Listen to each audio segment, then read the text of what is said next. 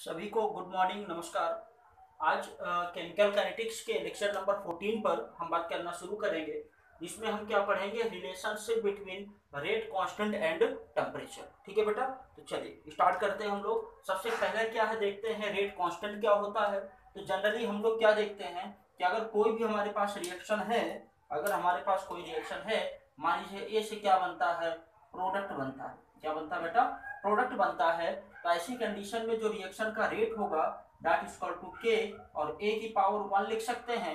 अगर हम क्या करें कि ये जो आपका ए दिया है, अगर इसका कंसंट्रेशन 1 मोलर मान ले, तो ऐसी कंडीशन में ये के बराबर हो जाएगा रेट कांस्टेंट के। और के जो होता है वही क्या कहलाता है, that is known as rate constant और वेलोसिटी कांस्टेंट कहते हैं। ठीक है, तो हम क्या बताएंगे, at unit concentration the rate constant is equal to rate of reaction.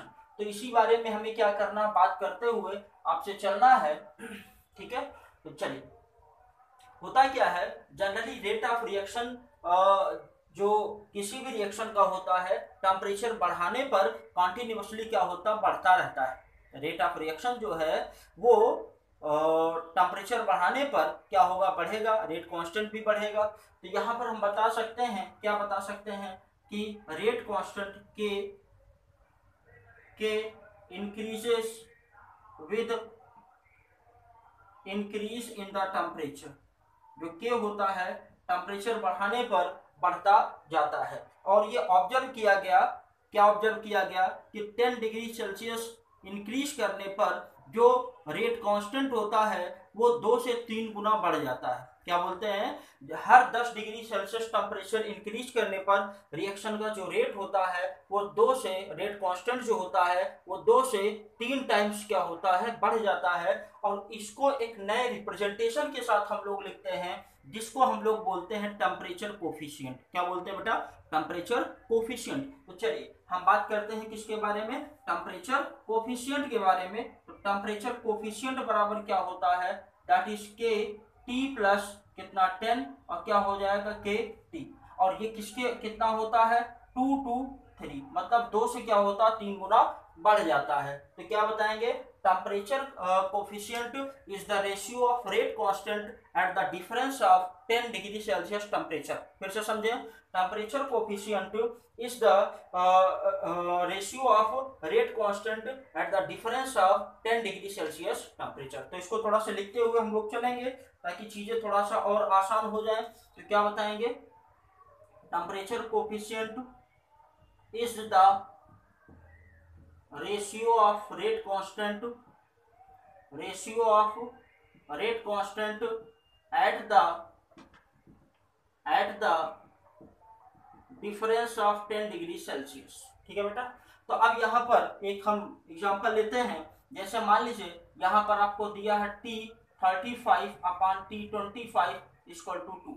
इसका मतलब क्या हुआ, इसका मतलब ये हुआ है एक रिएक्शन है आपके सामने 25 डिग्री सेल्सियस पर, उसका जो रेट कांस्टेंट होता है वो कितना होता है, दैट इज इक्वल टू के 25। लेकिन जब 10 डिग्री सेल्सियस टेम्परेचर हम बढ़ा देते हैं, तो ये जो 35 पर जो रेट कांस्टेंट आता है that is 2 times of the किसका, 25। तो आप लिख सकते हैं के 35 इज इक्वल टू 2 इंटू के 25। ठीक है बेटा, तो इस बात को थोड़ा सा ध्यान रखें। क्या बताया हमने, अगर रिप्रेजेंटेशन आपके सामने दिया है के 35 अपॉन के 25 इक्वल टू 2, इसका मतलब क्या हुआ, 10 डिग्री सेल्सियस का डिफरेंस है, कितना हो जाता है, 2 गुना हो सकता है। तो यहाँ पर क्या बताएंगे, इसका मतलब 25 डिग्री सेल्सियस टेम्परेचर पर अगर रिएक्शन का रेट कांस्टेंट कितना हो जाए, के 25, लेकिन 10 डिग्री सेल्सियस जब आप बढ़ा देते हो तो क्या हो जाता है, 2 गुना हो जाता है किसका, 25 डिग्री सेल्सियस टेम्परेचर का। ठीक है बेटा, तो इसको आप ध्यान रखेंगे, इसको नोट करें, फिर आगे चलते हैं।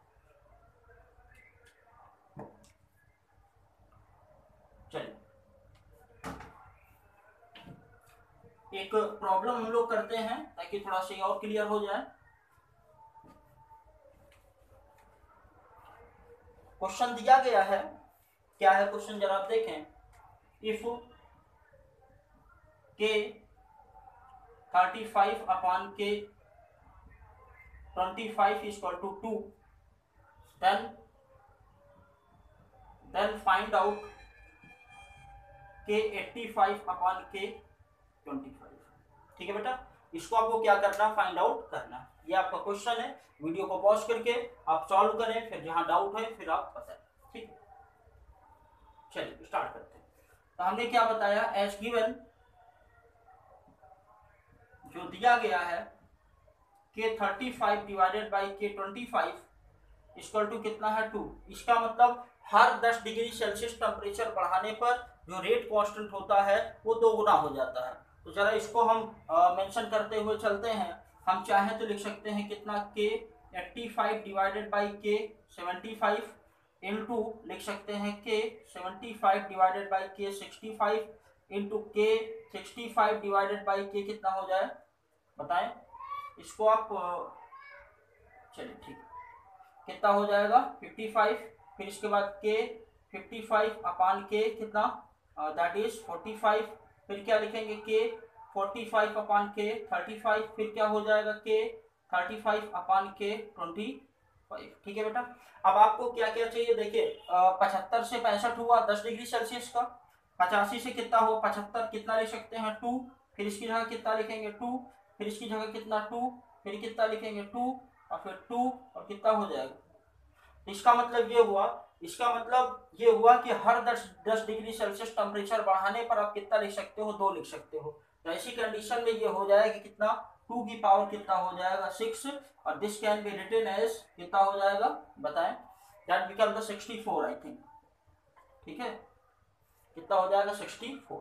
इसी को एक दूसरे तरीके से भी हम लोग कर सकते हैं, जरा आप समझे कैसे कर सकते हैं। पहले तो आप इसको समझ लीजिए, दिया गया है कि 35 upon 25 equal to 2, then find out K 85 upon 25। तो यहाँ से मेंशन है कि 10 डिग्री सेल्सियस टेम्परेचर बढ़ाने पर कितना बढ़ रहा, 2 टाइम्स बढ़ रहा। तो यहाँ 85 से 75 जाने पर कितना होगा 2 गुना, फिर 75 से 65 पर कितना 2 गुना, फिर कितना होगा 2 टाइम्स। इस तरह से हमको लगता है 64 टाइम्स क्या होगा वो बढ़ जाएगा। अब यहाँ पर एक डायरेक्ट फार्मूला जो है उसको भी आप रख सकते हैं, कैसे रखेंगे जरा आप समझें। यहाँ पर लिखेंगे के टी, ये हो जाएगा डेल्टा टी अपान कितना टी इज इक्वल टू, इसको लिखेंगे के 85 डिवाइडेड बाई कितना है बताए बेटा, दैट इज कितना 25। दोनों का डिफरेंस आप निकालें, दोनों का डिफरेंस निकालेंगे तो ये हो जाएगा कितना 2 की पावर कितना 60 डिवाइड बाई कितना कर दें 10 कर दें, कितना 10। मतलब ये होता है दोनों टेम्परेचर का आप डिफरेंस निकालें, वो हो जाएगा और कितने पर, हर 10 डिग्री सेल्सियस पर 2 का इंक्रीमेंट होता है।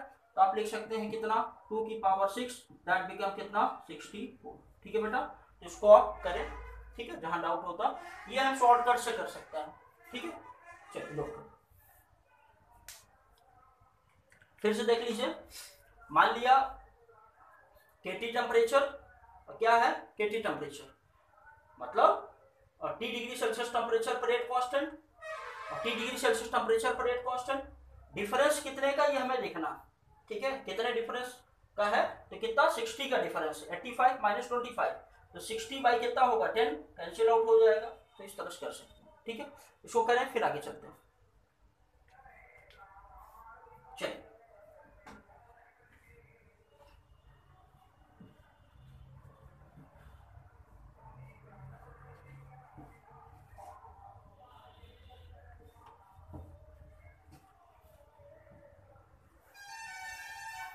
अगला जो हम लोग पढ़ेंगे that is the Arrhenius equation. क्या बेटा, that is the Arrhenius equation. ये जो होता है कंप्लीट डिपेंडेंसी दिखाता है टेम्परेचर की, किस पर, रेट कांस्टेंट पर। रेट कांस्टेंट की टेम्परेचर पर कंप्लीट डिपेंडेंसी दिखाता है, और ये एक इक्वेशन के थ्रू हम लोग रिप्रेजेंट करते हुए चलते हैं। तो ये इक्वेशन क्या है, के इक्वल टू ए, ये हो जाएगा ई ए अपान क्या लिखेंगे are T, that is the Arrhenius equation. क्या कहलाता है बेटा, आर्हेनियस इक्वेशन। अब जरा इसके टर्म्स के बारे में समझें। जहां पर के क्या है, यहाँ पर के क्या है बताएं, दैट इज रेट कांस्टेंट है। ठीक है बेटा, और फिर इसके बाद ई ए क्या है, दैट इज एक्टिवेशन एनर्जी। इसके पहले हमने आपको बताया था एक्टिवेशन एनर्जी। फिर इसके बाद जरा आ जाए आर क्या है, गैस कांस्टेंट है। आर क्या है, गैस कांस्टेंट है। और टी क्या बेटा, दैट इज टेम्परेचर। ठीक है, क्या है टेम्परेचर। तो कुछ बातें इसके बारे में हम और समझते हुए चलते हैं।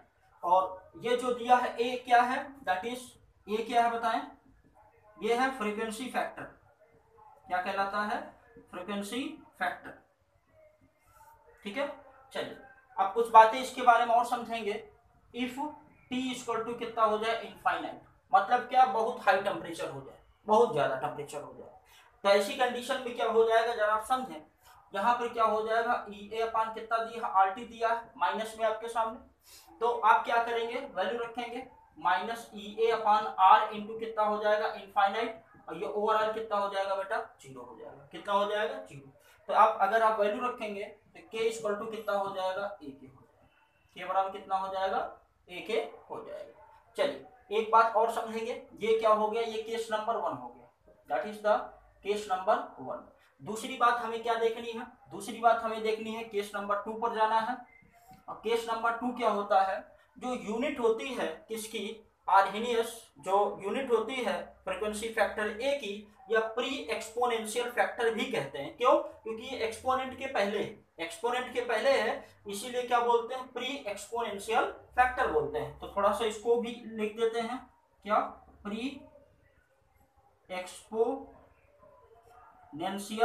फैक्टर। ठीक है बेटा, अब आप समझे हो। केस नंबर 2 पर अगर हम बात करें, क्या, यूनिट ऑफ ए की यूनिट किसके बराबर होगी, के बराबर होगी। क्यों, क्योंकि ये जो आपके सामने वैल्यू दिया है ये यूनिट लेस होती, that is the unit less, इसकी कोई यूनिट नहीं होती है। बट लेकिन के depends upon order of the reaction, लेकिन जो के होता है वो किस पर डिपेंड करता है, that depends upon the order of the reaction. ठीक है बेटा, अब एक बात केस नंबर 3 पर आते हैं। केस नंबर 3 क्या हो सकता है जरा समझें। होता क्या है, इफ ई इक्वल टू किस में हो जाए, जूल में हो जाए, इसमें हो जाए, जूल में हो जाए, तो जो आर की वैल्यू हम रखेंगे दैट इज 8.314 रखेंगे। अगर एक्टिवेशन एनर्जी जूल में ले रहे हैं तो जो आर की वैल्यू होगी दैट विल बी 8.314। लेकिन यही ई ए जो दिया है, अगर वो किस में दिया है, कैलोरी में दिया है, तो आर की वैल्यू कितना रखते हैं, 2 रखते हैं बेटा। कितना रखते हैं, 2 रखते हैं। तो इन बातों को हम थोड़ा सा ध्यान रखते हुए चलेंगे। तो हमने क्या बताया जरा समझें। आर्हेनियस इक्वेशन इक्वल टू क्या होता है, के इक्वल टू ए, ये हो जाएगा E the power E A upon R T. यहाँ पर के क्या है, that is rate constant, E A क्या है, that is activation energy, R क्या है, दैट इज गैस कांस्टेंट, और टी क्या है, टेम्परेचर, ए क्या है, frequency factor, or pre exponential factor.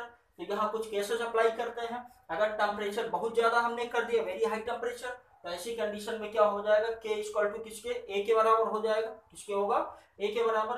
अब अगली कंडीशन क्या है, यूनिट की बात करें अगर हम, तो यूनिट में अगर हम एक यूनिट आपसे पूछें तो ये जो होता है दैट इज यूनिट लेस। ये क्या होता है, यूनिट लेस। तो के बराबर ए की, लेकिन फिर भी ये के जो होता है that depends upon the order of the reaction. किस पर डिपेंड करता है बेटा, ऑर्डर ऑफ द रिएक्शन पे। फिर केस नंबर 3 पर आते हैं। जो आपका ई ए जो दिया है, अगर जूल में रखेंगे तो आर की वैल्यू कितना होगा, 8.314 होगा। अगली कंडीशन अगर ई ए आपका कैलोरी में लेते हैं तो आर की वैल्यू कितना रखेंगे, 2 रखेंगे। ठीक है, इसको नोट करें, फिर आगे चलते हैं।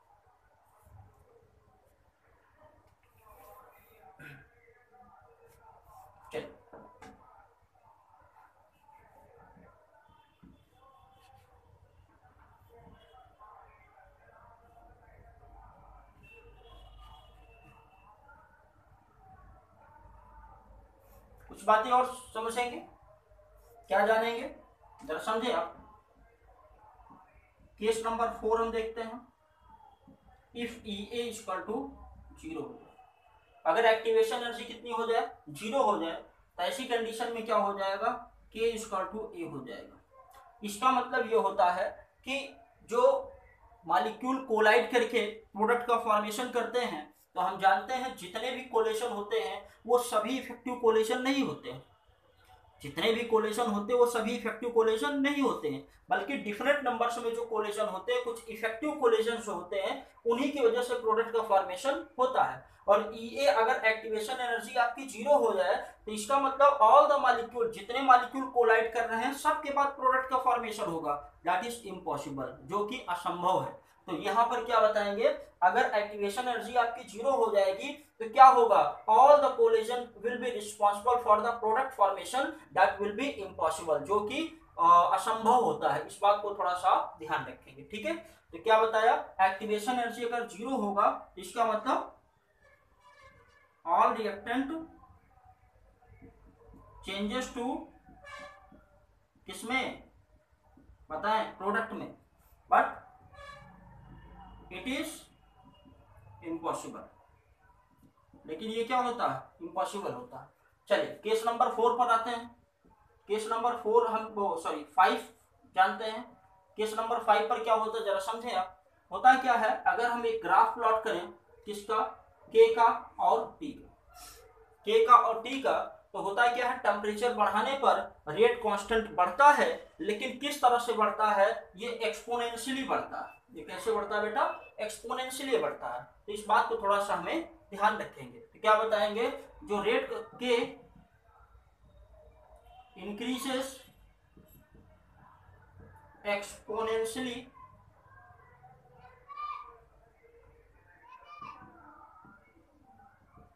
with respect to not time, temperature. ठीक है बेटा, टेम्परेचर के साथ ये के है और ये क्या है, टेम्परेचर। ठीक है, तो हमने क्या क्या जान लिया, डिफरेंट फैक्टर्स देख लिए आरएनएस इक्वेशन पर, कि क्या क्या चेंजेस आते हैं। ठीक है, अब कुछ चीजें और देखते हैं हम, वो क्या है, होता क्या है, ये जो आपके सामने इक्वेशन दिया है इसका हम क्या करते हैं, दोनों साइड लॉग ले लेते हैं। क्या करते हैं बेटा, लॉग ले लेते हैं। On taking log on both side, तो ऐसी कंडीशन में क्या हो जाएगा, दैट इज इक्वल टू क्या हो जाएगा बताएं, ऑन टेकिंग लॉग, अगर लॉग ले लें तो कितना होगा, ln k equal to ln a minus E A upon कितना हो जाएगा, RT। कितना हो जाएगा बेटा, ई ए अपॉन RT। तो यहाँ पर ये ln जो नेचुरल लॉग दिया है, नेचुरल लॉग को अगर आप बेस 10 पे ले जाके अगर इसको कन्वर्ट करते हैं, तो ऐसी कंडीशन में लिखेंगे 2.303 लॉग के इक्वल टू ये हो जाएगा लॉग a। ठीक है, यहाँ पर भी आप रखें कितना, 2.303 ए ई ए अपॉन कितना हो जाएगा, RT।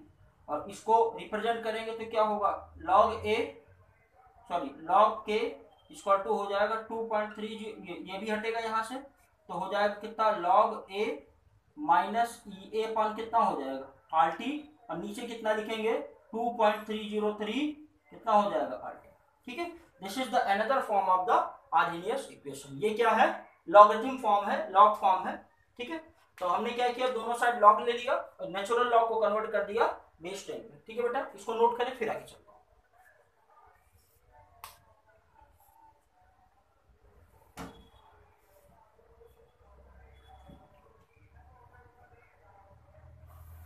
चलिए थोड़ा सा एक ग्राफ प्लॉट करेंगे हम, ग्राफ वर्सेस लॉग के वर्सेस 1/t। ठीक है, लॉग के वर्सेस 1/t। ऐसी कंडीशन हमने क्या देखा, log K equal to log A minus E A upon कितना है, RT। कितना है, RT।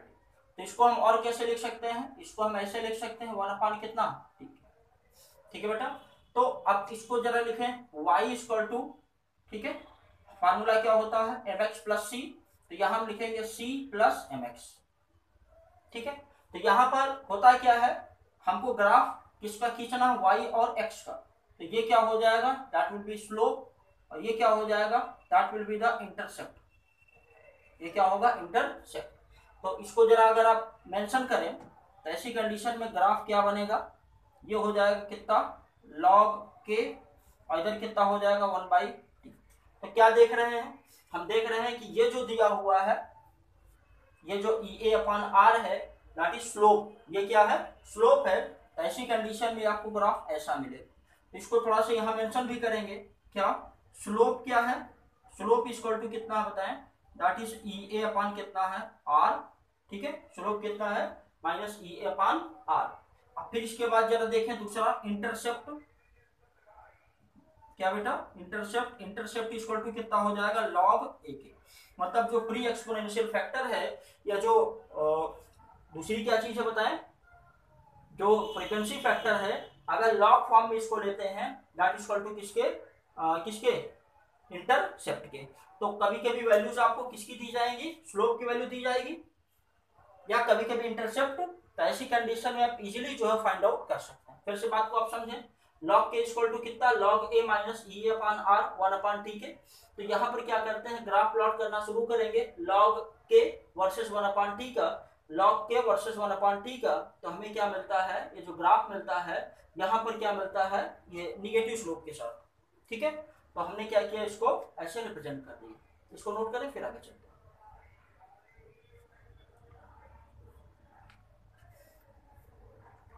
चलिए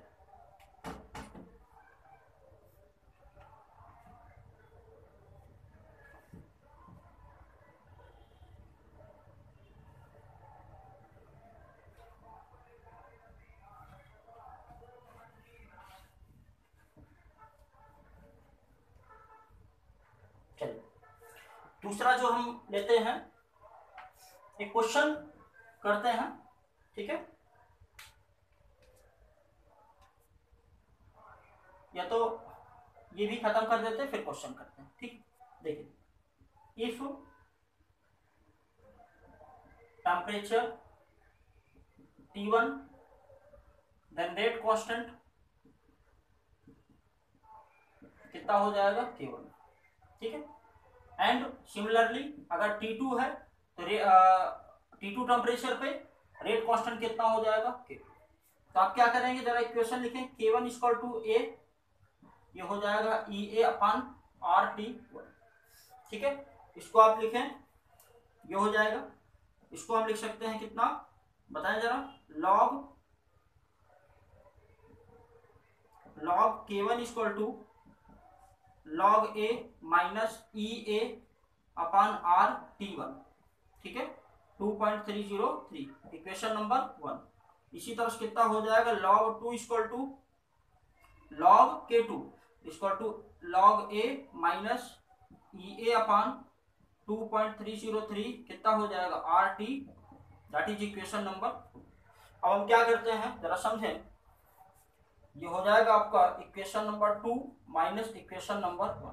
2 से 1 को अगर आप माइनस करेंगे तो आपको क्या मिलेगा, मिलेगा लॉग K2 माइनस क्या है, log K1, log K2 minus log K1। तो ऐसी कंडीशन में जरा आप समझें, ये हो जाएगा log A minus E A upon कितना लिखेंगे, 2.303 आर T2। ठीक है, ये माइनस लॉग ए, फिर इधर हो जाएगा minus E A upon 2.303 are T1। इसको जरा ब्रैकेट आप ओपन करें, log A minus E A upon 2.303 R T2 minus, ये माइनस माइनस क्या हो जाएगा प्लस, लॉग ए, और ये हो जाएगा इधर ये भी प्लस अपान 2.303 आर T1। इससे ये क्या हो गया, कैंसिल आउट हो गया। प्लस वाली वैल्यू आप पहले रखें। ठीक है, ई ए अपान 2.303 इतना कॉमन है, और आर भी आप ले सकते हैं, और ये हो जाएगा 1 अपान T1, और कितना हो जाएगा 1 अपान T2। ठीक है, अब यहाँ पर क्या करते हैं जरा समझे आप, ये हो जाएगा, लिख सकते हैं लॉग K2 अपान K1, और इधर कितना हो जाएगा ई ए अपान 2.303, और ये हुआ R 1 अपान T1, कितना लिख देंगे 1 अपान T2, that is the formula. ये क्या हो जाएगा, अनदर फॉर्मूला हो जाएगा अगर दो डिफरेंट टेम्परेचर पर रेट कांस्टेंट हम ऑब्जर्व करते हैं। तो हमने क्या बताया जरा समझिए, if temperature is T1 then rate constant कितना है, K1, लेकिन T2 टेम्परेचर पर कितना होता है, रेट कांस्टेंट कितना है, K2। तो ये फार्मूला हमें ऑलरेडी पता है, इस फार्मूले को हमने लॉग के फॉर्म में रखा। तो ये क्या हो गया K1, दूसरा क्या हो गया K2, हमने क्या किया, इक्वेशन 2 माइनस 1। ठीक है बेटा, इसको नोट करो फिर आगे चलते हैं।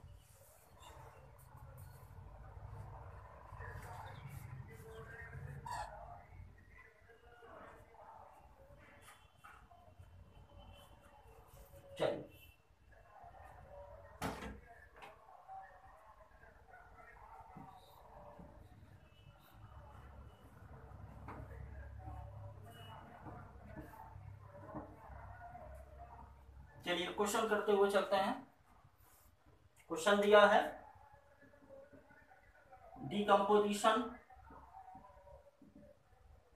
Of hydrocarbon follows the equation k is equal to 4.5 into 10 to the power 11 second inverse, और ये हो जाएगा 2888 k by T. Find out activation energy आप फाइंड आउट करें। तो यहां पर क्या करेंगे, ये इक्वेशन दिया हुआ, इसको आप क्या करते हैं, कंपेयर कराते हैं। क्या करेंगे, कंपेयर करेंगे। तो हमें पता है H we know that K equal to A upon कितना होता है, R T. On comparing with this and this we get E A upon R T that is equal to 28, ये हो जाए, ये केल्विन में, अपान कितना टी, टी से टी कैंसिल आउट हुआ, तो E A equal to 2800 into कितना आर के, ये हो जाएगा 2800, ये हो जाएगा 28000 इंटू 3.14। ठीक है बेटा, इसको आप सॉल्व करेंगे। सॉल्व करने पर हमें आंसर जो मिलता है 3.2 कितना हो जाएगा 8 किलो जूल मोल इनवर्स। ठीक है बेटा, कितना हो जाएगा 232.8 किलो जूल मोल इनवर्स। ठीक है बेटा, इसको आप करें, जहां डाउट होता है फिर बताएंगे। बाकी नेक्स्ट लेक्चर में भी इसको कैरी ऑन करेंगे, कुछ प्रॉब्लम्स करेंगे हम लोग। ठीक है, इतना करें। Okay, thank you.